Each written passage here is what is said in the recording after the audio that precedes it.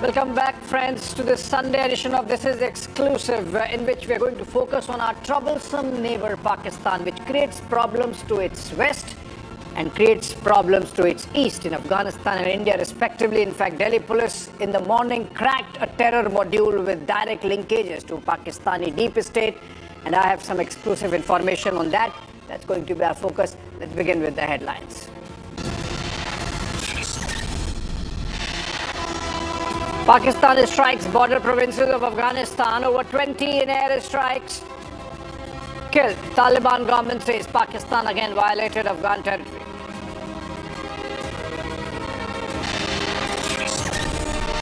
Eight arrested for hatching a major terror plot. Links with Pakistan, ISI and Bangladesh under investigation.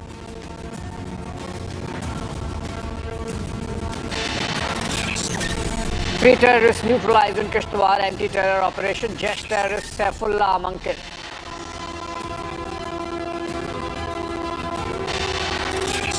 FIR filed against Swami Avimukteswaranand after special POCSO court's order. Disciple Mukudanand also named in the FIR.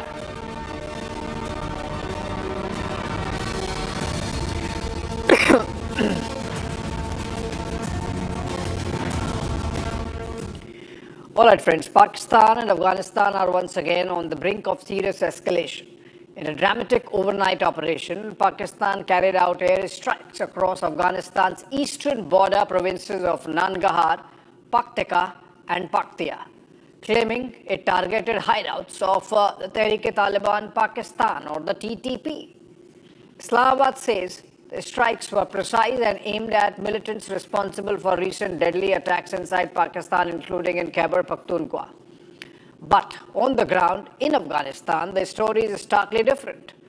Eyewitnesses report civilian casualties, alleging that students inside religious seminaries and members of local families were among those killed. But before we go into the details of what happened there on the ground and the ground reports that we have got for you exclusively, let's go to Tilak Deveshwar, a national security analyst, a former member of the National Security Advisory Board, and he's joining us live on this broadcast to help us unspool and understand the implications of this terrorist strike. Not the first time, very good evening to you, Mr. Deveshwar. Not the first time that we are seeing this escalation building up in between Pakistan and Afghanistan. But it seems like, going by the responses coming in from Kabul, that Afghanistan or the Taliban regime there might choose to respond this time. Yes, thank you for having me. This is a periodic thing. And ever since the Taliban came into power in August 2021, there have been simmering tensions between the two. And the reason for that is that Pakistan is not able to get a handle on the Tehrik-e-Taliban Pakistan, which is a Pakistani organization and based out of Khyber Pakhtunkhwa.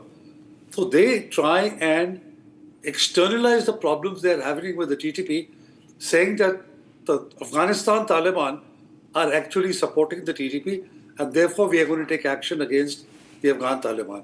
The fact is that, last year, according to the DG ISPR, Pakistan carried out something like 55,000 intelligence-based operations. That comes to something like 200 military operations a day. Now, no other army in the world can carry out so many operations. And you would think that by carrying out so many operations, they would clear the whole area of so-called militants. The fact that they haven't been able to have been able to do so. And during the last week, there have been 3 major incidents that have taken place which have really hurt Pakistan. Yeah. So what do they tell their people? Asim Munir believes that Pakistan should be a hard state. This is hardly the signs of a hard state that you cannot control terrorist action in your provinces. Yeah. So they externalize it. And that's why they bombed Afghanistan. Yeah. But you think that this is not going to go unchallenged, Mr. It certainly won't go unchallenged. You see, the Taliban, who are Pashtuns never forget. You know, an eye for an eye and a tooth for a tooth. They will take their revenge at a time and place of their choosing. They're not going to go half-cocked. They will not go show a knee-jerk reaction. You see, one also has to realize that Afghanistan at the moment is going through a very difficult time. Since 2023, about 2.3 million, 5.4 million refugees have been pushed back by Pakistan and Iran in winter, where there is not enough adequate food, and even the UN has sort of put its hands up. So Afghanistan is under pressure. They may not react now, but they won't forget. They won't let this go. You know, there's a famous Pashtun saying that a Pashtun took revenge after 100 years and said, "I took it too soon." So the Pashtuns will not forget. Yeah. And I would be not be surprised at all if they hit Pakistan at a time when Pakistan expects it the least. Yeah, of course. But Mr. Deveshar, we have seen that this is coming amidst some mediation efforts from Saudi Arabia, for example. This is coming amidst tensions in the West Asia theater with the United States building up its arsenal.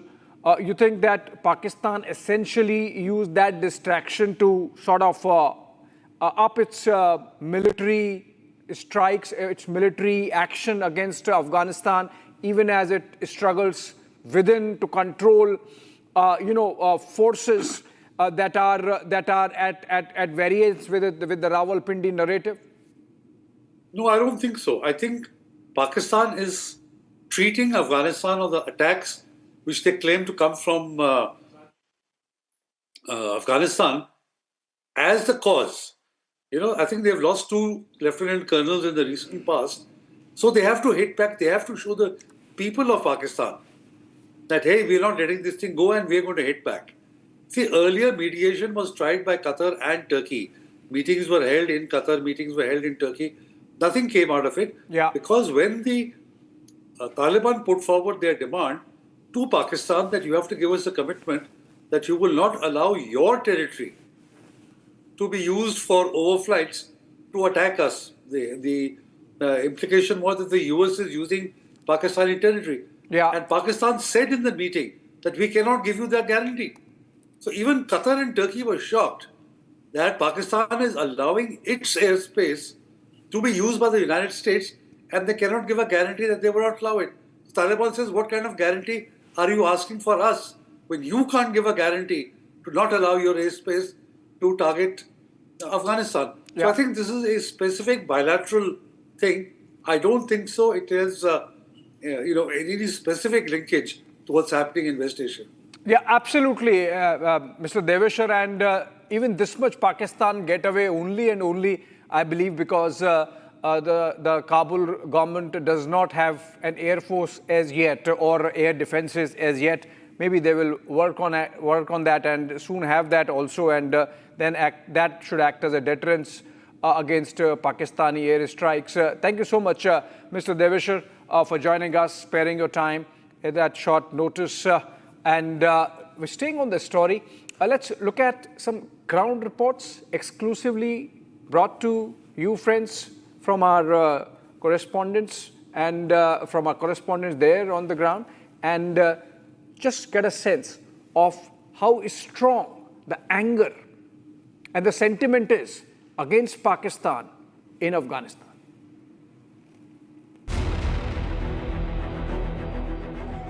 Pakistan is at it again. Attacking Afghanistan's madrasas and homes, ordinary innocent civilians killed. To hide its own security failures, on Sunday, Pakistan carried airstrikes on Afghanistan's border areas in Nangarhar, Paktika and Paktikya. Pakistan claims that at least 7 TTP hideouts and camps were hit in the air precision strikes. Pakistan claims that these TTP militants were the ones who planned recent strikes in Islamabad and in northwestern Bajaur and Banu districts in Khyber Pakhtunkhwa province. Dozens have been killed in Afghanistan.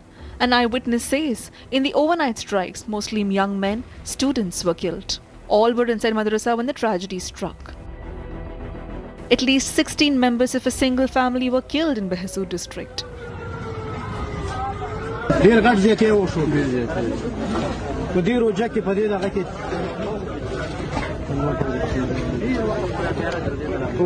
الله دې تاسو ټول سره کوي چې تاسو به تور شپراله لې او دا کارو به دغه مړي راوځي دا راوځي دا یو کوټه کې ټول ورور مې ټول به دې سره پروت دي دا زین ورته وخای چې واه دا ټول زین او دا زین ټول زین دا دلته مې کار نو دا خو راوخته دا برانده و دې کې ډاکشن ولا ډاکشن یې ته استری نه کسان اوس پته نه لري دا چته استری دې کې دا کومه بل یو نو پرتا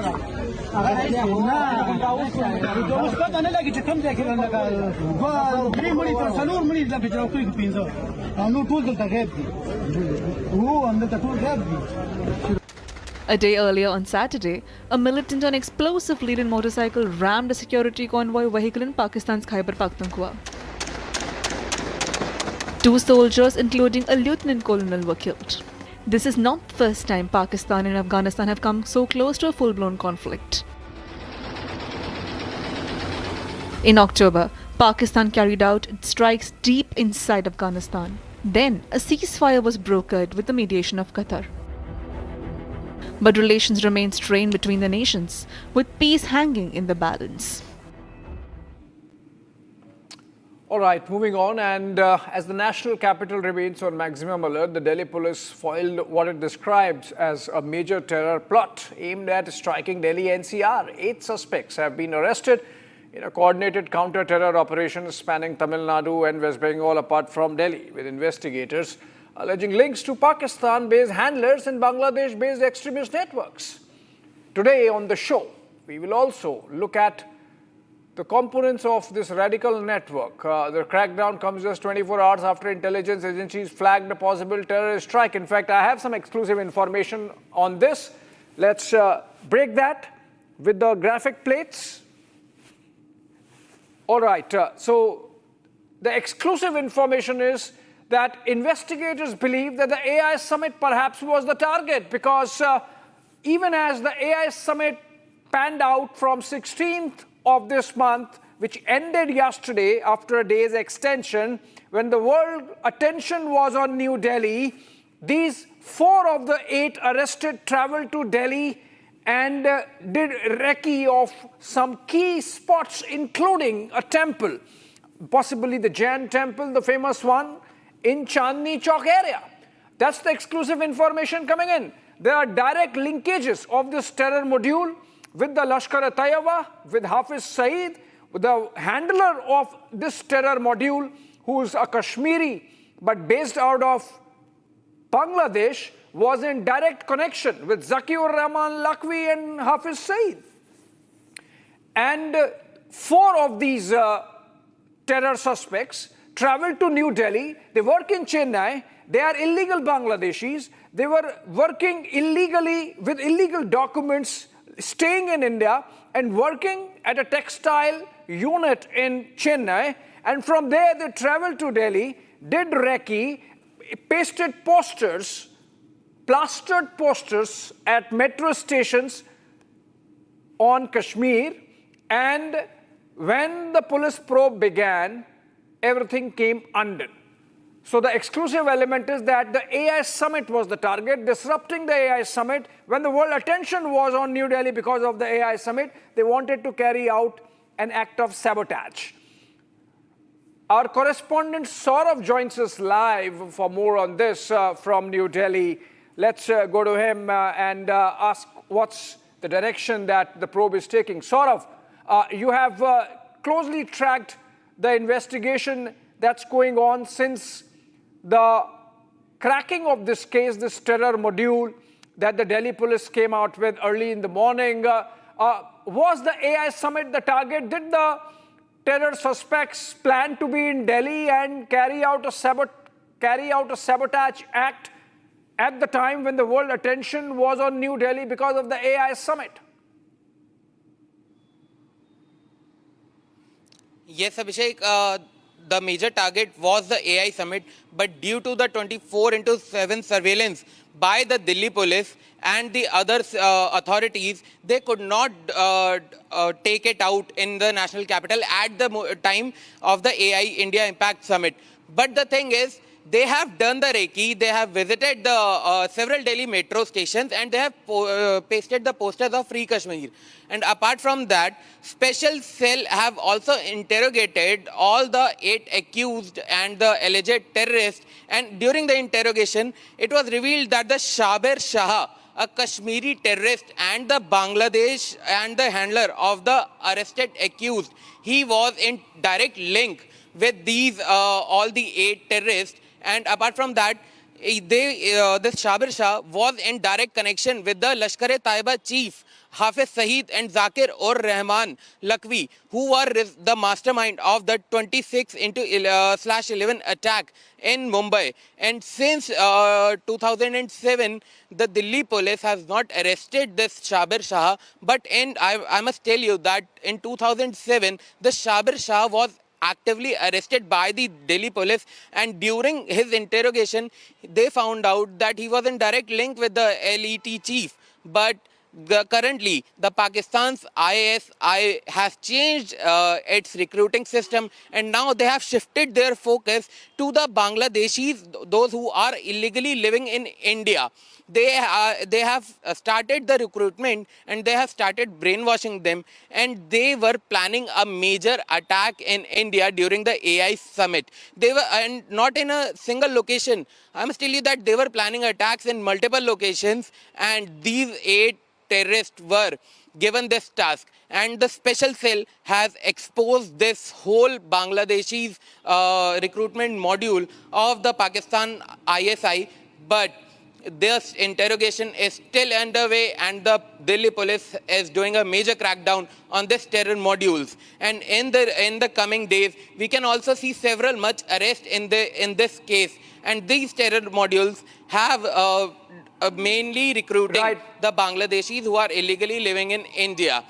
Okay, I want one more and question the before other I thing let is you go. that this Yeah, complete sort of, then I ask the question.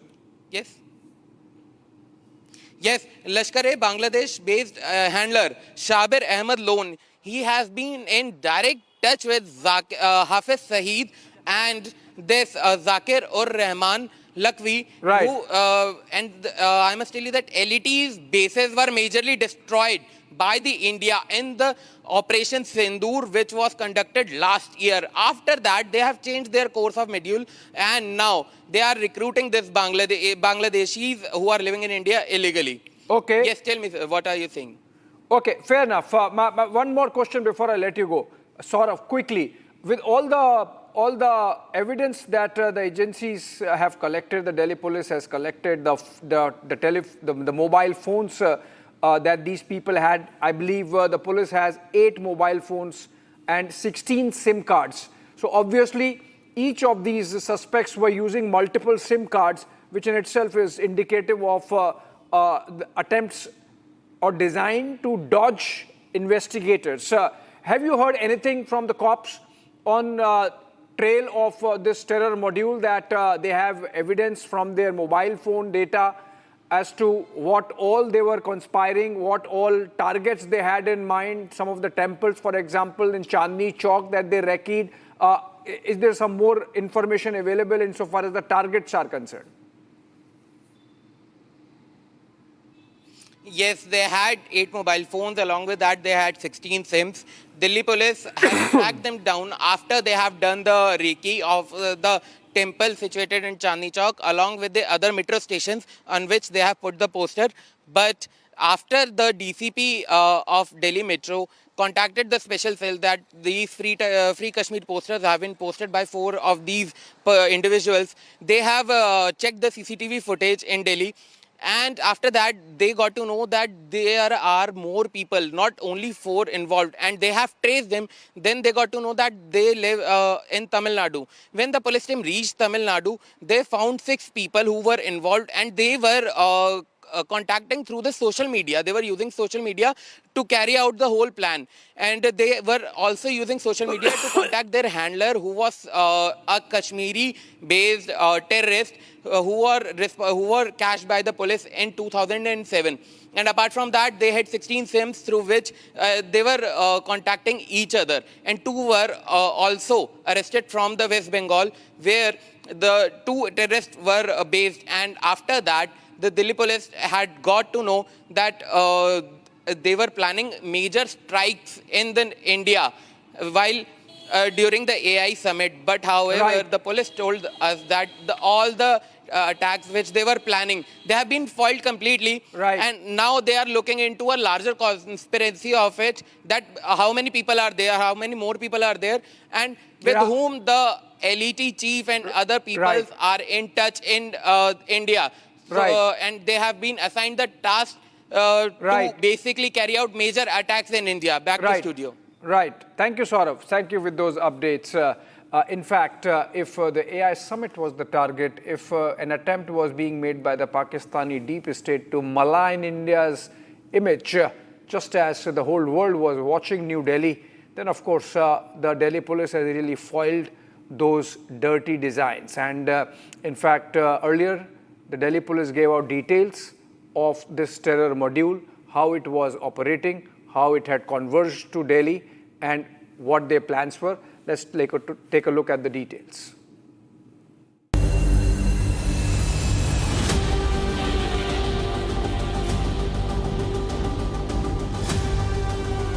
A major terror plot has been busted. A coordinated crackdown across 2 states and a chilling terror conspiracy allegedly aimed once again at the heart of India. Delhi police have foiled what they describe as a massive terror plot targeting the national capital. This is a major breakthrough for the security agencies and Delhi police. 8 people, including a Bangladeshi national, have been arrested from Tamil Nadu and West Bengal. The cops allege the plot had cross-border links with support traced to Pakistan's intelligence agency and operatives connected to Bangladesh-based terror groups. Shabir Ahmed Loan is a Pak-trained terrorist. He is a Lashkar terrorist, and he is again based in Bangladesh and trying to revive his contacts. So it's a matter of common understanding that it is being done at the behest of some foreign handlers. Meanwhile, as per internal sources, the accused were allegedly in the process of mobilizing resources, identifying targets and coordinating logistics. Security agencies believe the plot, if executed, could have had devastating consequences. Commenting on the arrest, Delhi Police Special Cell stated some major facts. Some posters, anti-national posters, were affixed on pillars of metro station near Kashmiri Gate. A metro unit of Delhi Police acted very swiftly and efficiently on this information, and they had identified the persons who had affixed these posters, and they had backtracked that these persons had come from West Bengal, Kolkata, and they had gone back to Kolkata. This information was shared with Special Cell. Police also stated some suspicious videos were found in the suspects' phones. 2 persons were arrested from Calcutta. These 2 persons were Umar Farooq and Robil Islam. Umar Farooq is a resident of Malda. Robil Islam is a Bangladeshi national. And from their interrogation, it was unearthed that they were being handled by one Shabir Ahmed Loan. Shabir Ahmed Loan had tasked them to affix these posters. He had also tasked them to take on rent a larger accommodation where more people can be accommodated. And as a part of that process was that some more persons were to join them. It was learned that they were in touch with some 5-6 persons who were based in Tripur district of Tamil Nadu through one Shadul Islam based in Bangladesh. The arrest came only within 24 hours of an intel input that warned of possible terror attack being planned by Lashkar in Delhi. Meanwhile, Delhi continues to be on high alert. Surveillance has been intensified at temples, markets and historic sites as they are reportedly on the radar of Lashkar-e-Toiba. The alert in Delhi comes in the backdrop of the deadly November 10 Red Fort blast, which killed 15 people last year.